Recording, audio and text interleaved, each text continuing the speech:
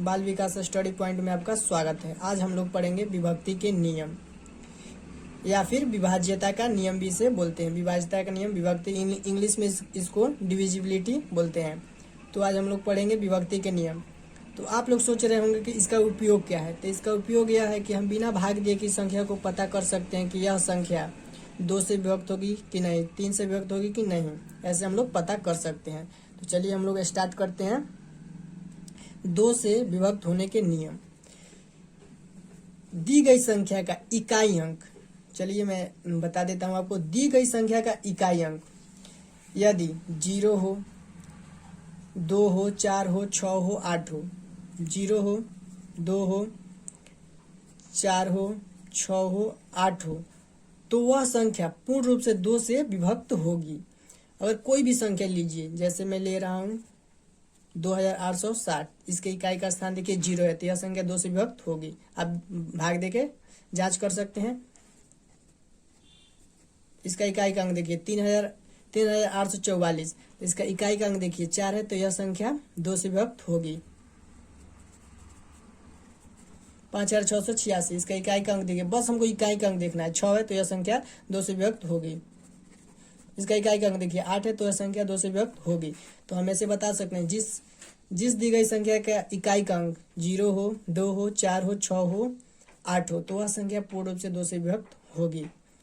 अब हम चलते हैं 3 से विभक्त होने का नियम। क्या चलते हैं हम लोग, अब जानेंगे 3 से विभक्त होने के नियम। 3 से विभक्त होने का नियम है, किसी दी गई संख्या का, कोई भी संख्या हो, किसी दी गई संख्या का संख्याओं का योग यदि 3 से विभक्त हो जाए, किसी दी गई संख्या के योग, जैसे कि मैं ले रहा हूँ 96 एक संख्या है और इसका योग मतलब जोड़ होता है, इसका योग यदि 3 से विभक्त हो जाए, मतलब भाग लग जाए, तो वह संख्या 3 से विभक्त होती है। आप ऐसे भी भाग दे सकते हैं, कोई जरूरी नहीं है, आप ऐसे भी भाग दे सकते हैं, आप ऐसे भी भाग देख सकते हैं। तो देखिए भाग लग गया, तो कोई भी संख्या, कोई भी दी गई संख्या जिसका योग 3 से विभक्त हो जाए, कितनी भी बड़ी हो, उसका पहले योग जोड़ना है। अगर वो योग 3 से विभक्त हो जाता है, जैसे हम लोग इसको जोड़ा तो 15 है, तो 3 से भाग दिया तो भाग पूरा लग गया, तो अब पूरी मतलब 3 से विभक्त हो जाएगा। पहले उसका योग को देखना है, कितनी भी बड़ी। जैसे मैं एक और ले रहा हूँ, अब इसको जोड़िए, जोड़ते हैं हम लोग 9 + 6 + 6 + 6। अब जोड़िए, 6 का 6, 6 12, 6 13 18 24 24 25 26 27, कितना आ रहा है 27। तो जो ये 27 है, इसको 3 से भाग दीजिए, भाग लग जाएगा कि नहीं, 3 9 27, तो यह संख्या, यह जो संख्या है 3 से कट जाएगा, भाग लग जाएगा। अब हम लोग पढ़ेंगे 4 से विभक्त होने का नियम। 4 से विभक्त होने के नियम। जिस दी गई संख्या का इकाई का अंक, इकाई और दहाई का, इसमें क्या देखते हैं, इकाई और दहाई। जिस दी गई संख्या, किसी भी दी गई संख्या का इकाई और दहाई का अंक, जैसे कि आप ले सकते हैं कोई भी संख्या लिख लीजिए।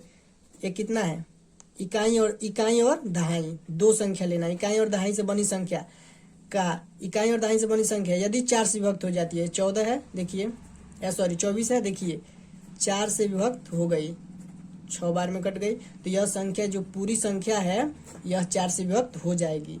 और एक एग्जाम्पल ले लेते हैं, कोई भी ले लीजिए, इकाई और दहाई का अंक लेते हैं, कितना भी बड़ी संख्या, इकाई और दहाई का अंक देखिए 36 है, 36 को 4 से भाग देंगे, 4 9 36, तो यह संख्या, पूरी जो संख्या है यह 4 से विभक्त हो जाएगी। 5 से विभक्त होने का नियम बहुत ही आसान है, 2 के जैसा है, 2 के विभक्त होने का नियम के जैसा है। तो 5 से विभक्त होने का नियम है, दी गई संख्या का इकाई का अंक 0 हो, 5 हो, तो वह संख्या पूर्ण रूप से 5 से विभक्त होती है। कोई भी आप संख्या ले सकते हैं, 50 को देखिए लास्ट में 0 है, तो यह संख्या 5 से विभक्त होगी।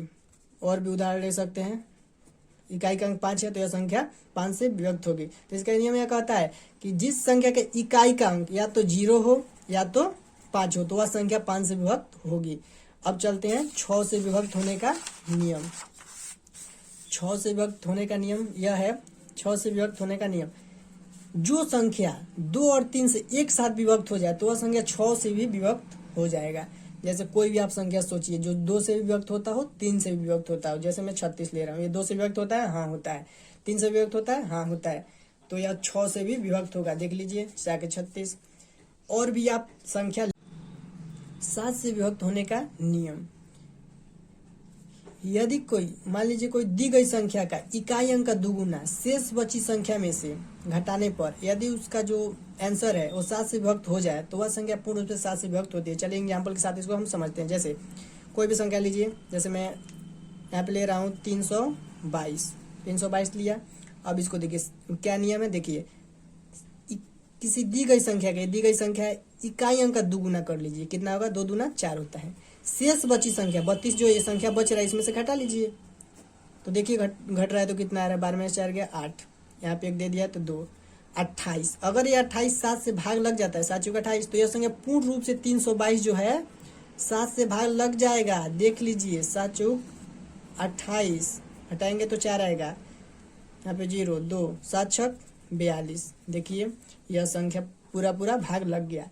यही नियम है 7 का नियम, बहुत लड़के फंस जाते हैं। फिर से एक बार देखिए, किसी भी दी गई संख्या का इकाई अंक का दुगुना कर लीजिए, इकाई अंक 2 है तो 4 कर लीजिए। अब शेष बची जो संख्या बच रहा है इसमें से घटाइए, 4 लिख लिया मैंने इकाई अंक का दुगुना, और घटाने पे 28 है तो वह संख्या 7 से अगर विभक्त हो जाए, जब घटाने के बाद जो संख्या आया वह 7 से विभक्त हो जाए तो वह जो संख्या दी गई है कितनी भी बड़ी हो तो वह 7 से विभक्त हो जाएगी। अब चलते हैं 8 से विभक्त होने का नियम। 8 से विभक्त होने का नियम है, दी गई संख्या का इकाई दहाई और सैकड़ा, इस 4 का जैसा है हमारे उसमें इकाई और दहाई लेते हैं से बनी संख्या, इसमें इकाई दहाई सैकड़ा से बनी संख्या, 3 संख्या लेना है हमको। जैसे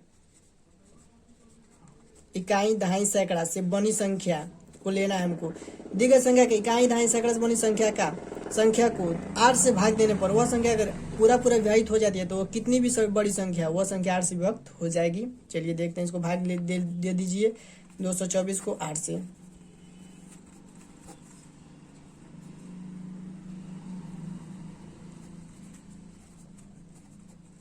भाग लग गया तो देखिए 28 बार में कट गया, मतलब तो यह कितना भी बड़ी संख्या हो यह 8 से भाग लग जाएगा। एक बार और देखिए 8 से विभक्त होने का नियम। 8 से विभक्त होने का नियम कहता है, दी गई संख्या का इकाई दहाई सैकड़ा से बनी संख्या यदि 8 से विभक्त हो जाए तो वह संख्या पूर्ण रूप से 8 से विभक्त हो जाएगी। तो जो यह संख्या है पूरा 8 से विभक्त हो जाएगी। 9 से विभक्त होने का नियम। 9 से विभक्त होने का नियम है 3 के जैसा है। कोई भी दी गई संख्या का योग यदि 9 से विभक्त हो जाए, कोई भी ले सकते हैं, संख्या का योग कर लीजिए।